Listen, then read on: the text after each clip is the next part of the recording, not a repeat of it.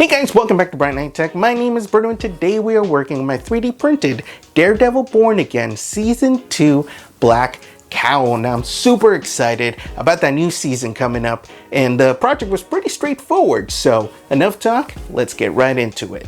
Alright, so this file comes from Do3D. I got this one a while back, but there's been a lot of updates to it, so definitely go check it out. What I really like about this file is that it also comes with the regular smooth version of the helmet, so you can make all of them, which is pretty cool. Alright, I used my Centauri carbon to print out the main cowl, which I think turned out fantastic. I'm super happy with it. Came out, you know, I dare to say flawless. So big ups to my Centauri carbon, and it also did it in like a fraction of the time that my my other elegoo Max 3 would have done it. What I did have trouble with was the back of the helmet. I did this like 3 times and for some reason it just kept messing up on my Centauri carbon. So I did go ahead and do it on my Neptune Max 3.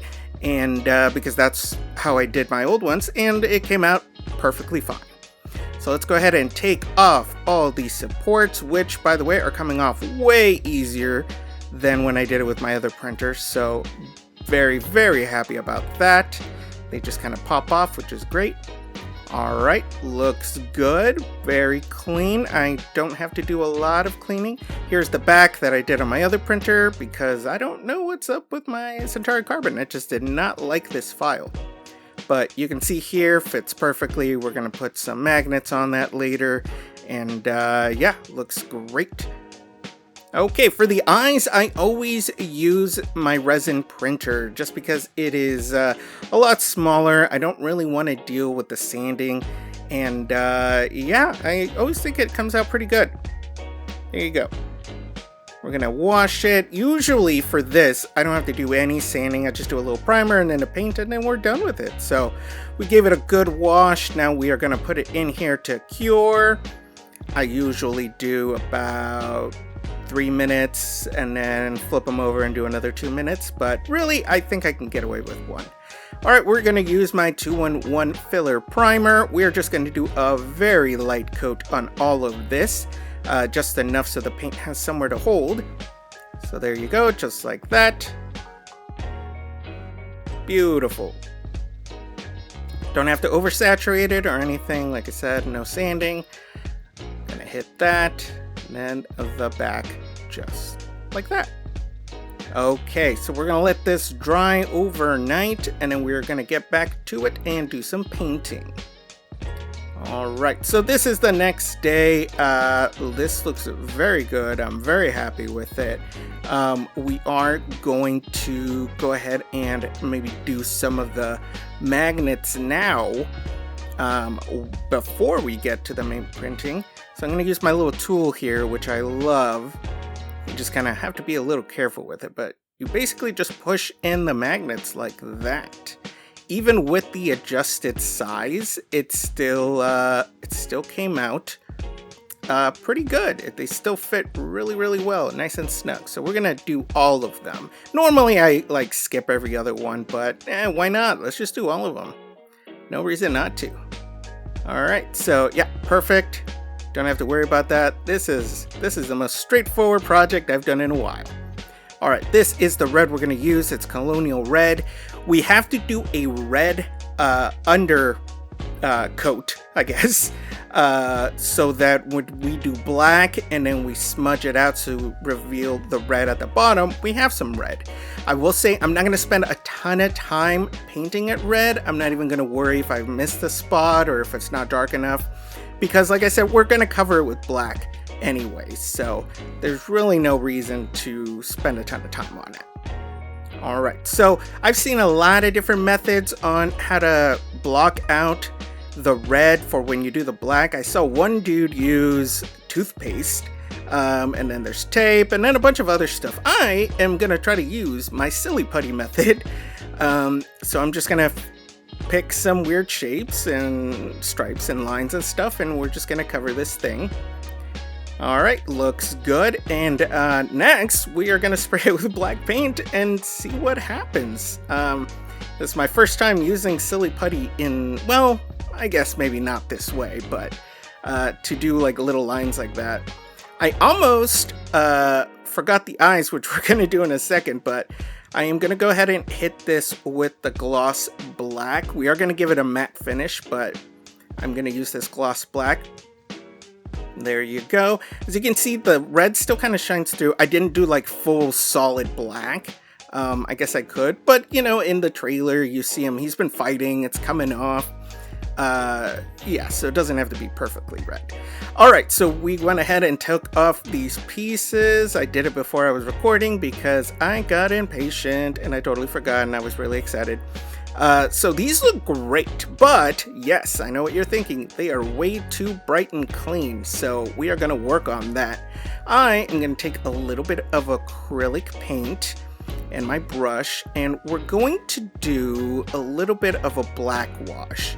And we're going to do that a little bit, go through it, and then if that is still not working very well, we are gonna up the paint a little bit and just have it be not as thin. And we're just gonna keep going over it and over it. And I'm gonna keep like smudging it through and rubbing some of it off like that until we get the desired effect. And I hope that this works. Like I said, I haven't done this at all, so let's go ahead and test that out. And yes, it looks blotchy, but we will definitely fix that. I'll probably end up going over it with all acrylic. There you go, looks great. I'm just gonna go through again with the black, a little bit thicker black, and we are just gonna go ahead and hit some of these darker red spots, and then we're gonna take one of our rags and we're gonna very gently wipe some of it off until, like I said, we get the desired effect. I'm gonna take this little cloth and we're gonna very carefully just kind of go through and clean it up. And I'm pretty happy with it. We're gonna do a matte finish on this thing so that we can make sure we don't have any of the shininess. Either way, they'll probably be a little bit shiny even if I use the matte finish. But I'm very happy with the way this came out. So next is we gotta finish these eyes. And I got so excited about finishing everything else that I totally forgot to paint the eyes. So here you go. These look great. We did a little bit of a matte clear coat on it already. And then we're just gonna attach them there. Now it does have a little spot on the eyes and on the helmet to do magnets, but we're just gonna glue it down. So I'm gonna take some super glue and we're gonna go very gently through here. Don't get too close to the actual edges because the super glue will fog up and mess with the paint on the eyes. So you'll start to get this like white haze on it, and you don't want that. So just put it on the outside parts. All right, there we go. Looks great. We got that nice and glued down. So now let's work on the lenses. This is a red gel for lighting that I got a while back, and I've used this for my other I've used it for my other Daredevil helmet as well as a Batman helmet, and this stuff has worked great. It's really easy to just go through and cut. There's a little protective film you got to take off, but I suggest you actually do take the time and measure out the eye. I believe there's an eye file within this that you can print out and then just use that as your guide for the size, because I just tried to eyeball it. Sorry. And I did have to go through and adjust it a lot. So we're going to take off that film, and then I'm just going to pop it in here. We're not going to glue it. And you can see how it basically does fit, but it is missing some of the corners there because it's not perfect. So, all right, that's pretty much it. Nothing else to do but the glamour shots.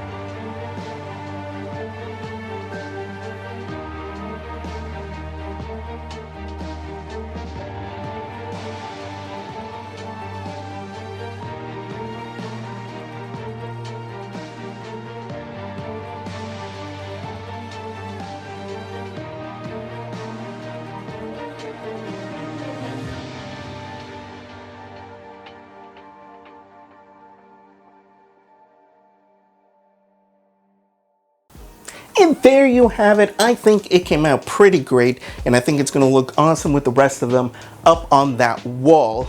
Like I said, pretty straightforward project. I think we were able to figure out how to do those red smudges in a pretty cool way. Let me know if you guys have made this version of the cowl yourselves, and what other project I should do in the future. And thanks for watching. If you have any questions, go ahead and put the comments below. Don't forget to subscribe and hit that bell button for notifications, and we will see you next time.